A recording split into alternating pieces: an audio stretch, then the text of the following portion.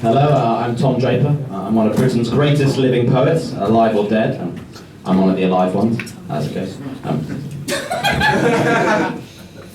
I became a poet. My careers advisor at school told me it was the most lucrative career a man could have. It only occurred to me slightly later that he might have been lying to me. But by then I bought this giant poet shirt.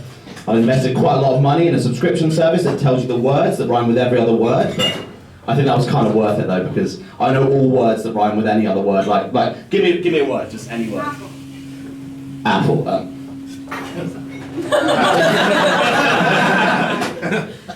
People normally say dog, but apple. See, that feels easy. I'll come back to it now. Apple, fucking hell. Okay. Anyway, the greatest achievement that any poet can possibly have, I don't know if you know about this, is to have a poem on the underground. I don't know if you guys have seen these poems on the underground, but that's the greatest achievement that any poet can have. And I applied for this because I thought I could do it. For one reason, for the poems on the underground had started to get quite a lot worse, if I'm honest. Like, this is a poem I read on the underground just the other day. Like, I can do better than this.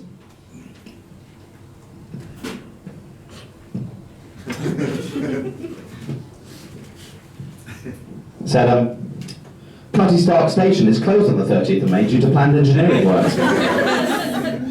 So this was my proposed poem to TfL, one of the poems on the underground, and it's about trains as well, and it's kind of a love poem as well, so I thought it was in for a good shout. This poem is called The British Transport Police. See it, say it, sorted. Her voice sultry, sexy, pre-recorded. Text us on 61016. I certainly will, you saucy minx. Hey babe, you up? No reply. What are you wearing? Again, I try. I send over a couple of tasteful nudes at good lighting and nothing too crude. No reply. Why give me your number, 61016, if you're going to ignore pictures of my dicks? I've only got one dick. I've got one dick. That's alright. Football! Oh. Doesn't work. I try one last text. One desperate plea. I've got a bum on this train! Then and only then does she come running. What a drama queen. As I say, yeah, their dating life has been tricky. I really thought I was onto something there. And that's partially because over the last sort of 3 years I've been getting over quite a difficult breakup, and it's actually been 3 years without them in my life, so I'm just sort of adjusting to that. But this is a poem that I wrote about that. Get a bit raunchy at points, just a heads up. This poem is called I Miss You, Mark II.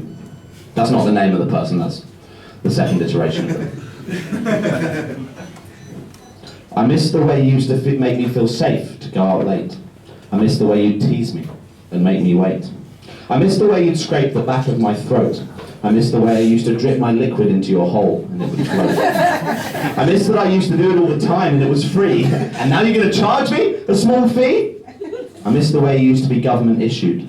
I miss the way you used to go up my nose and tickle my nose and make me grab a tissue. I miss the way you would comfort me when I wasn't at my best. I miss you. Lateral flow COVID test. I got really good at doing COVID tests, like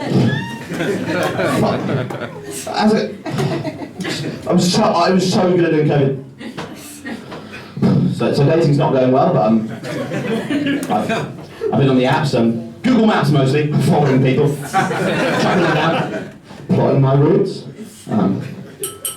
But I've been on a few breakfast dates recently, full English breakfast dates. I think it's the best way to go on a date, because I think one of my most impressive skills is hoofing loads and loads of bacon into my own face. But slightly concerningly recently, I heard that the full English breakfast might be racist. That's what I heard.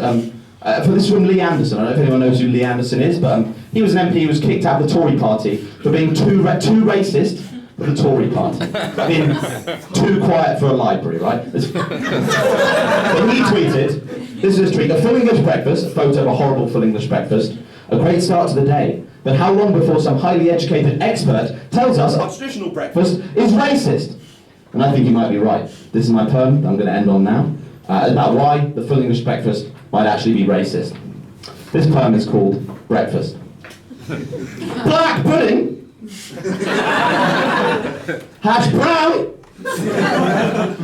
Chinese toast? Bigoted shrooms, xenophobic eggs, Lee was right.